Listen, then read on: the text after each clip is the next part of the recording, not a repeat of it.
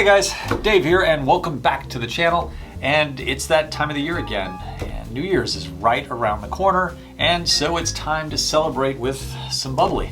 So today I've got a list of sparkling cocktails that are perfect for celebrating pretty much any time. If you're new to the channel, go ahead and hit that subscribe button if you want more drinks with Dave. And now let's go make some bubbly cocktails. A few things before we get started. First, the sparkling wine. Now, I'm using a Brut, but if you want something a little less dry or a little bit sweeter or fruitier, you could use a Prosecco or whatever, because there really are no hard rules here. You just want to make sure it's cold, like ice cold. In fact, you want all of your ingredients to be ice cold, and I find that it helps to just keep some of the ingredients in the freezer or the fridge or wherever you can to keep them cold. Now, the first order of business is just getting our bottle open, and some people like to really just pop the top.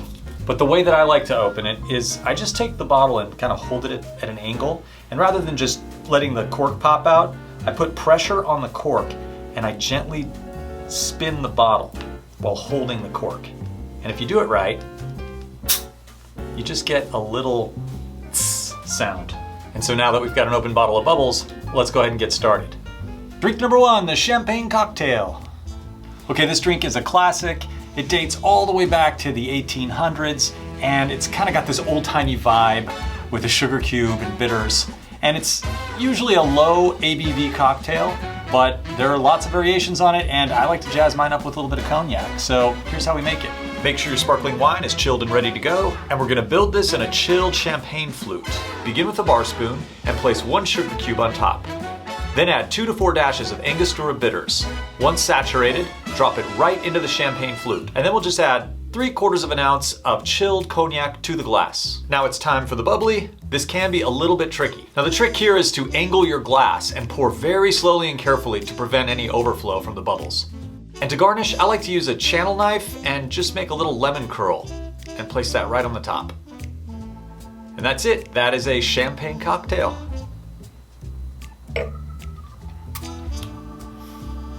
The lemon and the bitters play really well with the sparkling wine, and honestly, this is a anytime celebration cocktail. I love the constant little stream of bubbles that you get, even though my sugar cube is starting to melt right now. It won't last forever. Now I know I added the cognac to it, but I say give it a shot without, give it a shot with, figure out what you like best. Anyway, on to the next drink.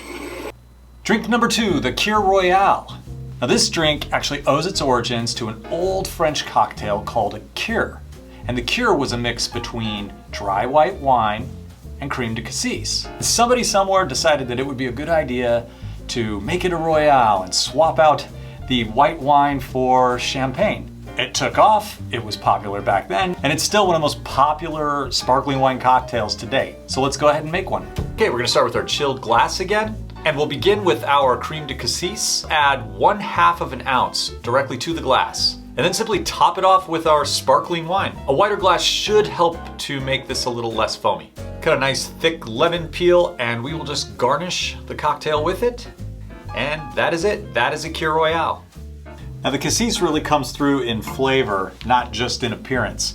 You definitely get the dark berry flavors. Don't be fooled, because this is only a 2-ingredient drink. Each one of these ingredients sort of amplifies the other, and it really brings out like a complex, nuanced flavor profile. Let's just move on to the next drink. Number 3, the French 75. This drink is uber popular. Because of that, there are a lot of variations. The original recipe calls for sparkling wine with lemon juice and then sweetened with simple syrup and your choice of a base spirit, either gin or cognac. Now I like to tweak it a little bit, so I like to use an Elderflower Liqueur to sweeten it. And because I do that, it makes more sense to use gin. So here's how I make it. Now for this one, we're gonna need a mixing tin. And we'll begin by adding 1 ounce of gin, 1/2 ounce of fresh squeezed lemon juice, and now it's time for the elderflower. I'm using Saint Germain. We're going to add 1/2 ounce to the mixing tin, add our ice. We're gonna give this a very quick shake. We don't wanna over dilute it. And once it's all combined, grab yourself a chilled cocktail glass and double strain off the contents. Then we'll simply top it off with the sparkling wine. And again with a large piece of lemon peel, and we'll express the oil and garnish. And that's it. That is a French 75. And this is one of those any time of the day cocktails.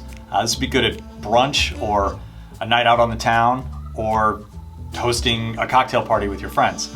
The acidity from the lemon is bright, but it's balanced out with these floral sweetness of the elderflower. You get that juniper edge from the gin, but it really just kind of leaves you with this refreshing sort of lightness when you drink it. The French 75, this way, is a damn fine drink. Now, we've got one more to go, so let's get to it.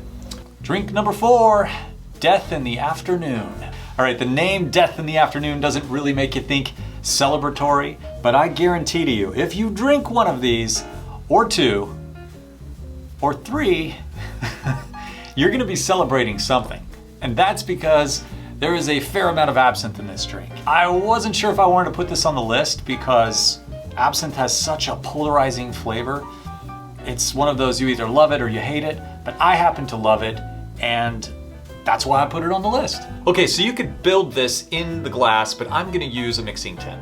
And of course, we'll start by adding in 3/4 ounce of absinthe. Next is our simple syrup. This is a 2-to-1 ratio. We're gonna add 1/4 ounce, then add ice, and give it a quick shake for about 5 seconds. Again, not trying to over dilute, we're just trying to mix. And I like to use a coupe or a champagne saucer for this. Strain off the contents of the mixing tin, and it's not gonna look like a lot, but that's because we are going to top it off with our bubbly.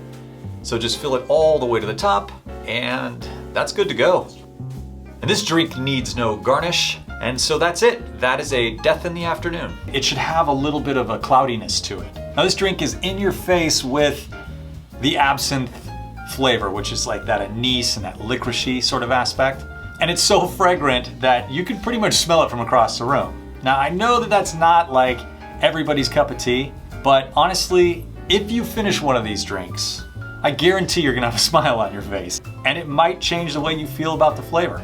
I mean, I love absinthe, and I used to hate that flavor. So that's it. Those are my 4 sparkling wine cocktails.